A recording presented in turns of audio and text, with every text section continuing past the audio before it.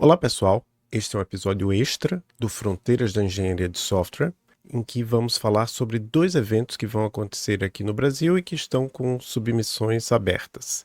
Primeiro, vocês vão ver uma apresentação do Lucas Vege, que junto comigo e com o professor Marco Túlio Valente, estamos organizando o SI for FP, e depois eu vou falar um pouco sobre a GambiConf. Então, com isso a gente chega na parte 4 do nosso podcast, no nosso episódio, outros temas, e a gente vai começar justamente com isso, né? Que você teve a ideia e convidou a mim e ao Marco Túlio Valente para organizarmos o First Workshop on Software Engineering for Functional Programming. Esse eu vou traduzir, é o primeiro workshop para engenharia de software para programação funcional. Mas a sigla tem que ser em inglês, porque senão não faz sentido. SE4FP. Então vai acontecer no CBSoft, que vai acontecer em setembro, em Recife. Então, explica para a gente por que este evento é importante, convida as pessoas a submeterem seus trabalhos. Entendi. Antes de eu compartilhar minha tela aqui com vocês para fazer um pequeno pitch sobre o evento, eu vou falar assim da motivação, né, principal dele. A gente percebeu que, com a nossa pesquisa no doutorado, em que existe, de fato, assim, talvez eu esteja exagerando, mas nem tanto, né? A gente tem quase que uma engenharia de software inteira para ser revisitada em torno do paradigma funcional. A gente trabalhou um pouco com o aspecto de qualidade de software e mesmo assim uma sub-área de qualidade de software, que são cold smells e refatorações. Mas assim, se a gente for parar para pensar métricas usadas para detectar cold smells, isso inclusive é um outro trabalho futuro que a gente listou lá, né? A gente tem alguns trabalhos, né, que tem métricas orientadas a objeto usadas para detectar cold smells. Aquelas métricas, elas fazem sentido para detectar smells em um sistema funcional? Pode ser que sim, pode ser que não. A gente tem que investigar para saber. Será que existem métricas específicas para esse paradigma? É bem provável que sim, mas isso ainda não foi investigado. Né? E teste, né? As técnicas de teste aplicadas para um código orientado a objeto, elas são as mesmas, né? Dentro de um código funcional, né? As arquiteturas que são mais usadas para um código orientado a objeto, será que elas são necessariamente as melhores para um código funcional? Então, a gente percebeu que a gente tem uma engenharia de software inteira para revisitar, né, em torno desse paradigma, e o ideal é que a gente conseguisse criar uma comunidade de pesquisadores e desenvolvedores em torno disso, para a gente fazer a área crescer. Então, como um dos subprodutos da tese, veio a proposta do SI for FP, que foi aceito lá no CBSoft desse ano. Então, eu vou compartilhar minha tela aqui para fazer um pequeno pitch, para contextualizar melhor os objetivos desse evento, quando que ele vai ser, como é que são os artigos que a gente pretende receber por lá, enfim, vou compartilhar aqui com vocês. Então, como a gente já adiantou, né, esse é o primeiro workshop de engenharia de software aplicada à programação funcional no Brasil. Então, é uma iniciativa pioneira que a gente está propondo como um subproduto da minha tese. E o que vem a ser, né, esse evento?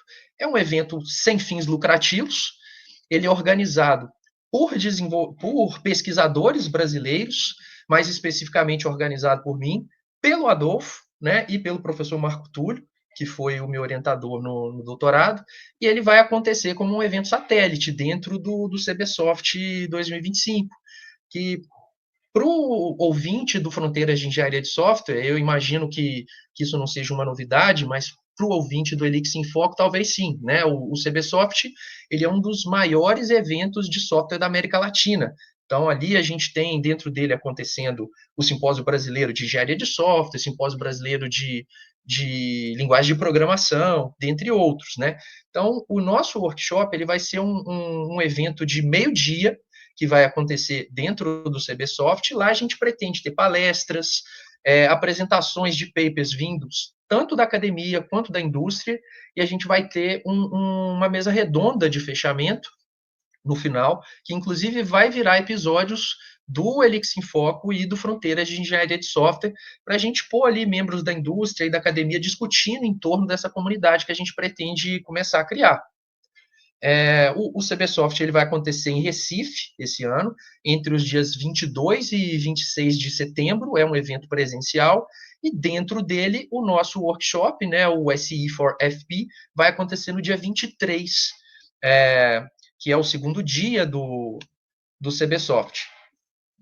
Então, como eu também já tinha adiantado, né, embora as linguagens funcionais elas estejam se tornando cada vez mais populares na indústria, ganhando relevância nos últimos anos, a pesquisa de engenharia de software aplicada a esses sistemas funcionais ainda é algo muito inexplorado. Isso a gente percebeu ao longo da minha tese, então isso justifica, no nosso ponto de vista, a gente fortalecer uma comunidade em torno dessas investigações.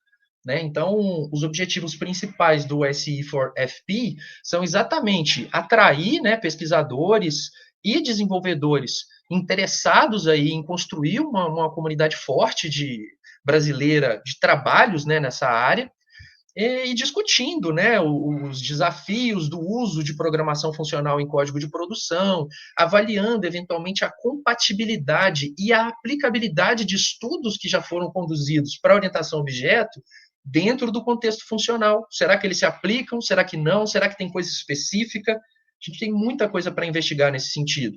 Então, no final, a gente pretende, então, promover, né, boas práticas de engenharia e também criação de ferramentas específicas, né, para lidar com esses sistemas implementados nas mais diversas linguagens funcionais ou também linguagens multiparadigmas que aplicam fortemente princípios funcionais.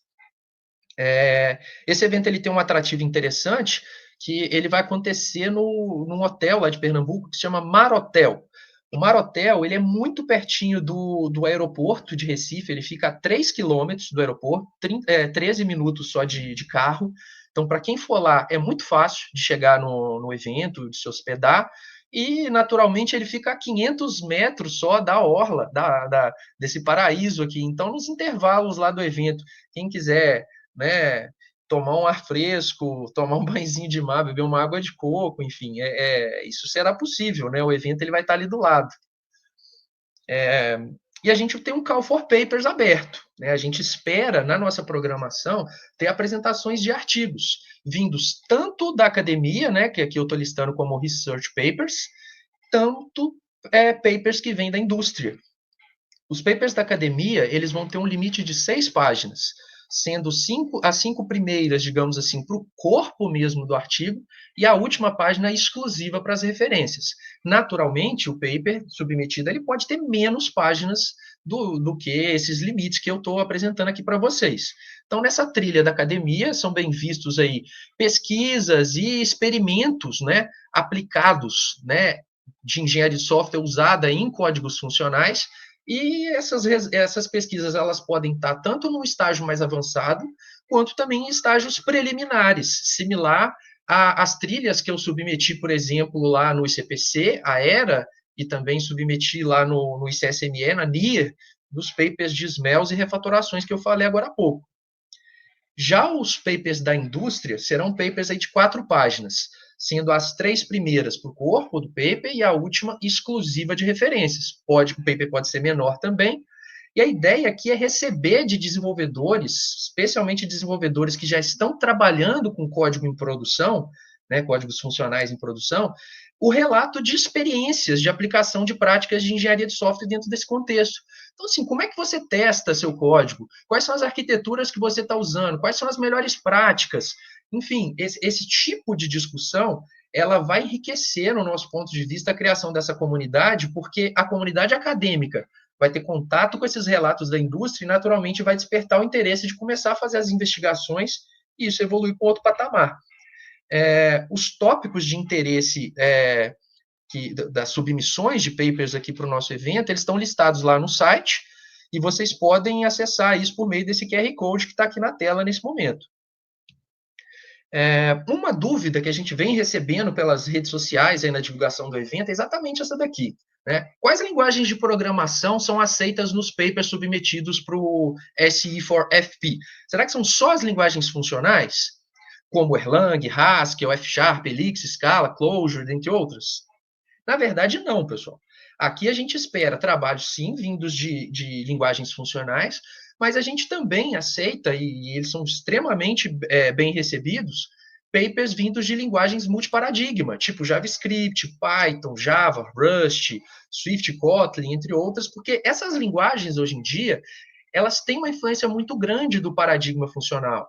Essas linguagens, a maioria delas tem list comprehension, pattern matching, high order function, funções puras, imutabilidade, questões como essa, que se o trabalho for nessas linguagens multiparadigma, mas estiver explorando com ênfase esses aspectos funcionais, para a gente é tão valioso quanto os trabalhos vindos das linguagens funcionais, porque possivelmente a gente consegue adaptar o resultado de uma pesquisa dessa para um outro contexto específico do paradigma. Então, a gente não tem esse tipo de limitação.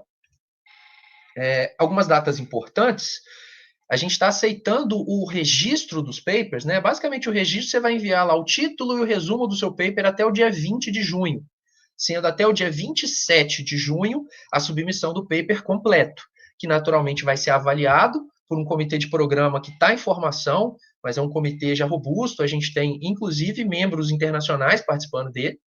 No dia 1º de agosto vai ser a notificação dos autores sobre os papers que foram aceitos ou não. Aí os autores vão ter uma semana para enviar a versão final, né, até o dia 8 de agosto, e o workshop acontece no dia 23 de setembro. Então, vocês podem adicionar essas datas na agenda para já ficar de olho e participar do evento com a gente. Os organizadores, como eu já falei, somos eu, o professor Marco Túlio Valente, da UFMG, o Adolfo, né, que é o host aqui do podcast, né, da Universidade Tecnológica Federal do Paraná, e é um evento que vai ser colocado dentro do CBSoft, como eu já falei. Por esse QR Code, todos os detalhes do nosso evento vocês conseguem acessar, tá? O site já está bem estruturado, recomendo que depois vocês acessem e, se tiverem alguma dúvida ainda, pode entrar em contato com a gente. Eu vou aproveitar a oportunidade aqui, onde a gente está falando do evento, para também divulgar a possibilidade de patrocínios que empresas que estiverem ouvindo o podcast possam se interessar em patrocinar o nosso evento, né? Eu vou compartilhar aqui como que são as nossas cotas de patrocínio e quais são os benefícios de cada uma delas. Como eu já tinha falado, é um evento sem fins lucrativos. Só que, naturalmente, esse evento ele gera gastos para ser organizado, né? A gente tem as diárias dos organizadores, a gente tem translado, a gente tem, dentre outros aspectos, que gera custo. Então, os patrocínios, eles são unicamente com o objetivo de cobrir os custos do evento, não gerar lucro. Então, por que eu deveria patrocinar, né, o SE4FP? A gente está construindo uma comunidade, né, de pesquisadores que naturalmente vão gerar resultados ao longo dos anos que vão refletir em aspectos positivos para as empresas. Então, ajudar a construir essa comunidade é investir em uma qualidade de software para o futuro, né? Então, isso não deixa de ser um papel nobre. Além disso, ali a gente vai ter pesquisadores e desenvolvedores especializados. Então, as empresas que patrocinarem vão ter acesso a essas pessoas, então não deixa de ser uma oportunidade de recrutamento também, né? E, naturalmente, visibilidade para a marca, né? Pelas nossas mídias sociais, pelo site, pelo próprio evento em si. E a gente julga que, por ser a primeira edição de um workshop que a gente espera que dure muitos anos e traga muitos frutos, essa edição não deixa de ser um marco histórico. Então, quem estiver patrocinando essa edição, de uma certa forma, está participando disso, né? Então, as empresas também poderiam eventualmente mandar colaboradores para participar, vendo as palestras, vendo as apresentações de trabalho, e isso não deixa de ser uma oportunidade de desenvolvimento profissional para essas pessoas. E como eu já tinha adiantado, os trabalhos futuros gerados de tudo isso vão gerar benefícios para todo mundo. Então, na nossa cota Gold, que é a cota mais alta, digamos assim, são os patrocinadores que possuem mais benefícios, eu estou destacando aqui alguns deles. Né? Na nossa mesa redonda, que vai encerrar o evento, e a gente pretende ter ali alguns participantes ilustres, essa mesa redonda ela vai ser gravada simultaneamente como episódios também do Fronteiras de Engenharia de Software e do Elix em Foco. Quem for patrocinador Gold, ele vai ter a possibilidade de vincular nessas gravações um vídeo de propaganda da sua marca, além do seu logo ficando disponível ao longo de todo o episódio. Né? Esses episódios eles ficam disponíveis no YouTube, no Spotify, principalmente, que são as plataformas onde a gente tem eles em vídeo, digamos assim. E, além disso, o logotipo do Gold ele vai aparecer na maior proporção dentre todas as outras cotas em todas as nossas plataformas digitais impressas, os nossos banners, os nossos perfis no LinkedIn, no Twitter, no Blue Sky, e também no Instagram, né? Bom, presencialmente a gente vai ter ali o evento acontecendo em Recife e o Gold ele vai ter a possibilidade de exibir um vídeo de 1 minuto, tanto na abertura quanto no fechamento do evento, destacando a sua marca. Ele vai ter também presença garantida na mesa redonda, né? A nossa mesa redonda, que vai ter profissionais, né, da indústria e da academia, quem for patrocinado do Gold vai poder ter um colaborador da empresa como participante da mesa redonda, discutindo e expondo a marca, né, de uma certa forma. E a empresa que for Gold, ela vai ter direito a 3 ingressos de estudante no CBSoft, que ela vai poder distribuir livremente para sua equipe, ou, enfim, sortear do jeito que ela achar melhor. E esses ingressos, eles dão acesso não apenas ao nosso workshop, mas o CBSoft inteiro tem muita coisa importante e interessante acontecendo ali. Já o Silver, ele tem uma participação um pouco menor do que o Gold, né? Ele vai poder exibir o seu logotipo nas gravações dos episódios de podcast aos vídeos, né, de propaganda dentro desses episódios. E, naturalmente, o logotipo ele vai aparecer numa proporção menor do que a do Gold.